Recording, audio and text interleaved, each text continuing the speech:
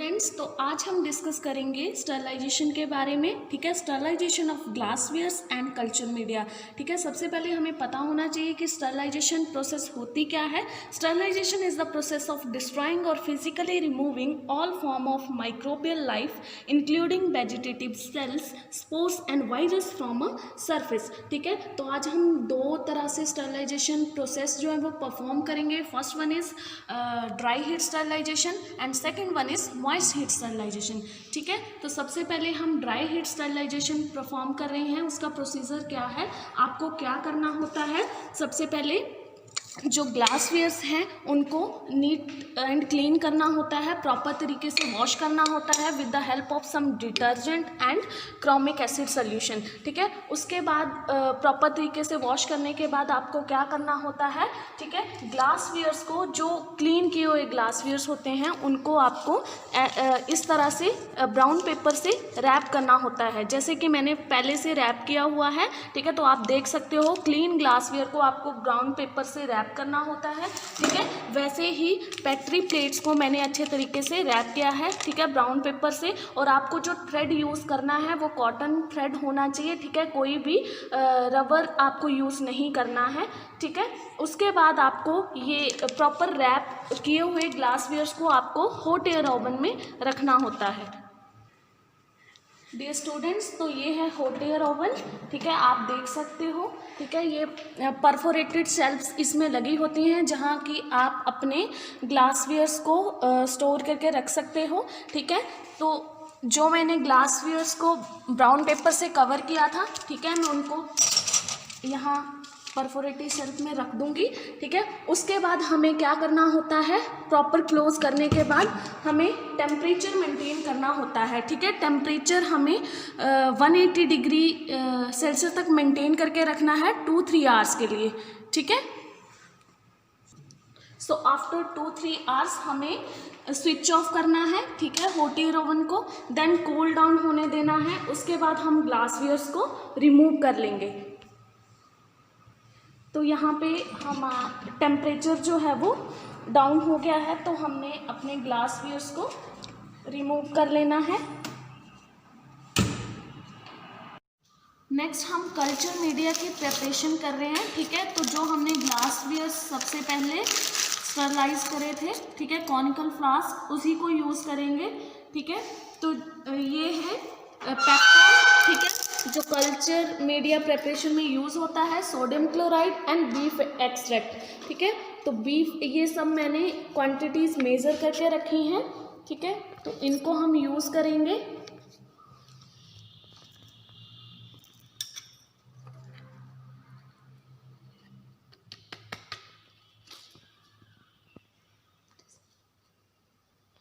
One by one हम सारे ingredient conical flask में ट्रांसफ़र करेंगे।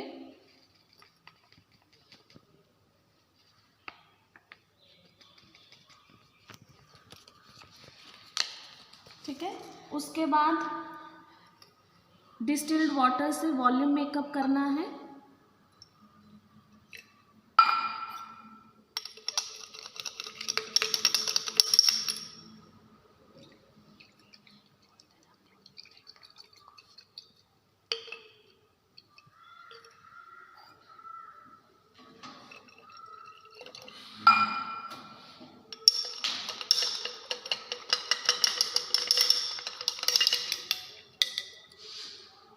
फिर हम थोड़ा सा हीट करेंगे इसको।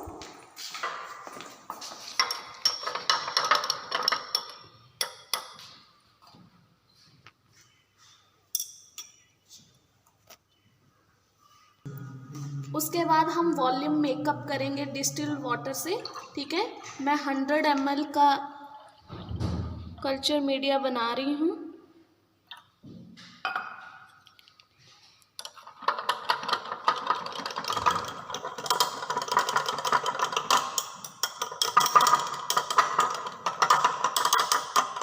बाद हम पीएच पेपर से पीएच जो है वो देखेंगे, चेक करेंगे। ठीक है, पीएच जो है वो 7.2 से 7.4 के बीच में आनी चाहिए। ठीक है, तो आप देख सकते हो। ठीक है, पीएच पेपर पे pH जो है वो हमारी लगभग सही रेंज में आ रही है, ठीक है। तो इसके बाद हमारी मीडिया की प्रेपरेशन हो गई है, कल्चर मीडिया की, ठीक है।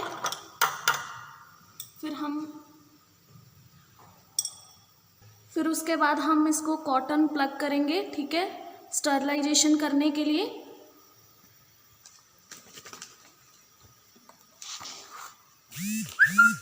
उसके बाद हमें इसे प्रॉपर अच्छे तरीके से रैप करना है।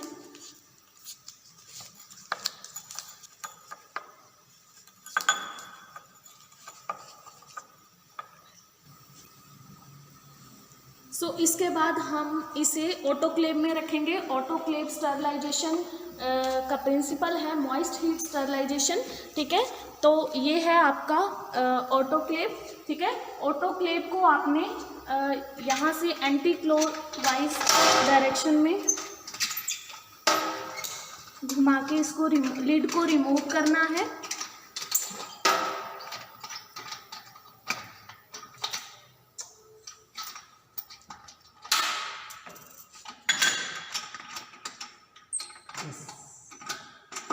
तरीके से लिड को रिमूव करके आपको साइड में रखना है, ठीक है। अब ऑटोक्लेव के अंदर आप देख सकते हो, ठीक है, कि एक का पानी जो है वो गर्म होता है, ठीक है, और वाटर लेवल हमेशा ही क्या होना चाहिए, ठीक है, प्लेट से नीचे होना चाहिए ताकि मटेरियल जो है वो फ्लोट ना करे, ठीक है।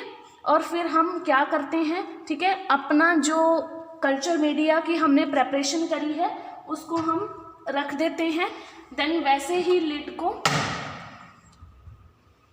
क्लोज करेंगे। क्लोज करने के बाद स्क्रू को टाइट करेंगे,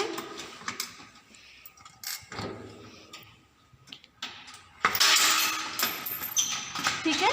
स्क्रू को हमें क्लॉकवाइज डायरेक्शन में टाइट करना है।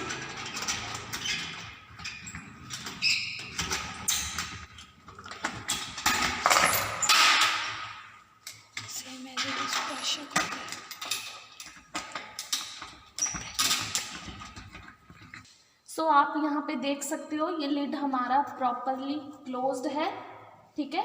उसके बाद आपको स्टीम रिलीजर को रिलीज करना होता है, ठीक है, ताकि वेपर्स जो हैं वो अंदर जो है वो वेपर्स बने, ठीक है, और हमें पता चले।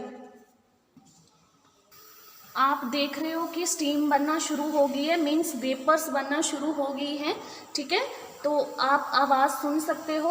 मुझे अब क्या करना है, स्टीम रिलीजर को टाइटली फिर से क्लोज करना है ताकि प्रेशर जो है हमारा 15 LV पर स्क्वायर इंच तक पहुंच जाए, ठीक है। आप यहाँ स्केल पे देख सकते हो, जब प्रेशर हमारा 15 LV पर स्क्वायर इंच पे पहुंच जाएगा तब हम इस स्टीम रिलीजर को द्वारा से रिलीज कर देंगे। आप देख सकते हो, आप आवाज़ सुन सकते हो कि अंदर जो है वो स्टीम बन रही है, वेपर्स बन रही हैं, ठीक है, और जो कि वाटर जो है हमारा कन्वर्ट होता है वेपर्स में, और हाई प्रेशर और टेम्परेचर जो वो है वो अंदर बन रहा है, उसकी वजह से उसकी हाई पेनिट्रेटिंग पावर होती है, जिसकी वजह से क्या होता है, बैक्टीरिया, प्रोटीन और बैक्टीरियल स्पोर्स जो है वो किल हो जाते हैं। इस वजह से मटेरियल की स्टरलाइजेशन होती है, कल्चर मीडिया की स्टरलाइजेशन होती है, ठीक है। देख सकते हो जितना कि मैंने बताया था कि टेम्परेचर 15 LV पर स्क्वायर इंच पे आपका मेंटेन हो गया है, ठीक है। आप स्केल देख सकते हो। इसी टेम्परेचर को हमें 20 मिनट्स के लिए मेंटेन करके रखना पड़ता है। ये प्रेशर कुकर की तरह विसल दे रहा है, ठीक है।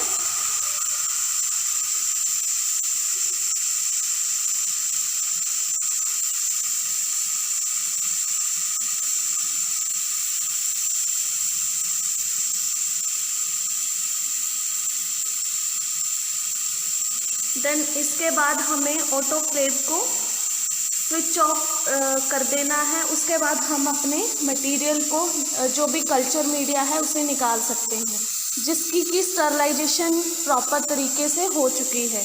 आप देख सकते हो, हमें बटन स्विच ऑफ करने के बाद यहाँ से स्टीम रिलीजर से स्टीम को रिलीज करवाना है। आप देख रहे हो टेम्परेचर भी डाउन हो रहा है, ठीक है।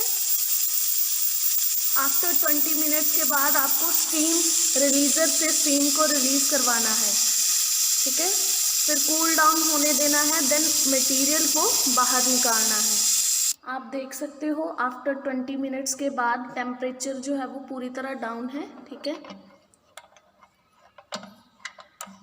स्टीम रिलीजर को मैंने रिमूव कर दिया है। देन आप एंटी क्लॉकवाइज डायरेक्शन घुमाएंगे स्क्रू को, ठीक है। लिड को रिमूव करेंगे और अपने कल्चर मीडिया को आप बाहर रिमूव कर सकते हैं।